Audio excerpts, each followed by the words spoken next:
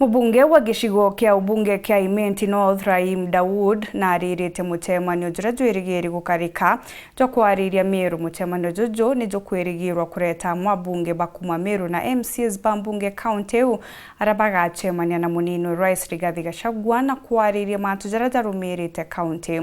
Nongerete na kuga nendekithitie jara bagetikaniria no mwanka Gavana KWARIIRIA ajathingatire na ajatie kwagio kaunti ya Meru no igarukeja Nairobi au kabere na gutongerwa kumagaruni ya rais kana rwaria rungi rwa kumurita gitine ruretwe Muthuruburioki. So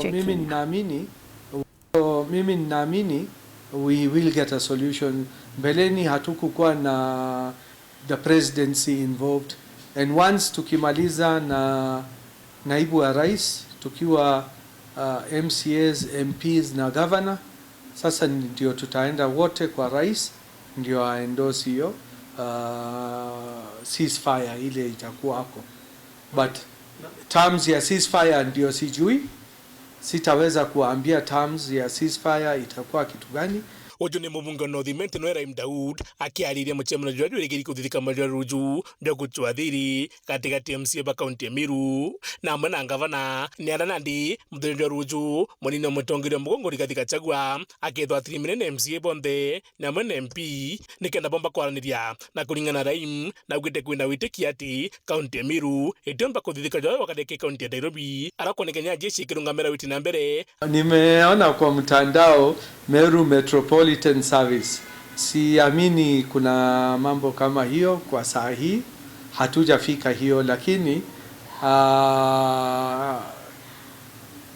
we let us see how things go, lakini hatujafika kiasi hiyo.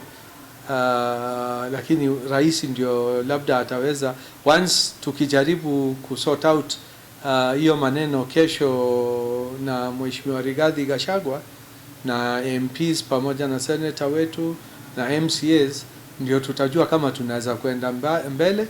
Alafu tuite mkutano tukiwa na governor. Sasa hapo kama governor tukisikizana na MCAs na kama governor tutasikizana, basi tunaenda mbele. Lakini kama tunasikizana na MCAs kesho na alafu governor akatae hapo mbele, basi naona hatutaenda vizuri. Hapo sasa unajua vile Mheshimiwa DMK amesema ako na impeachment ya pili inakuja, na kuponyoka kwa impeachment ya pili itakuwa ngumu zaidi kuliko ya kwanza. Kuringana RAHIM agwite thina nene ni wa defund na nibiri kwarirwe komba kuthithika amwa kuria thingati ba MCA na baraba Gavana bethu bakimenyera muno kimiarire bakurita no tulimone kureta ndoa. Kitu ya muhimu ni what fund, that is the first thing. Ya pili ni wasitukanane either way, na pale inatokezea shida, mimi nafikiri ni wale watu wako karibu advisors wasikuje on air ama wasiende kwa interviews wakitukana MCAs. Hapo ndio maneno inaharibika. Unajua hakuna vile tuta dissolve Meru County.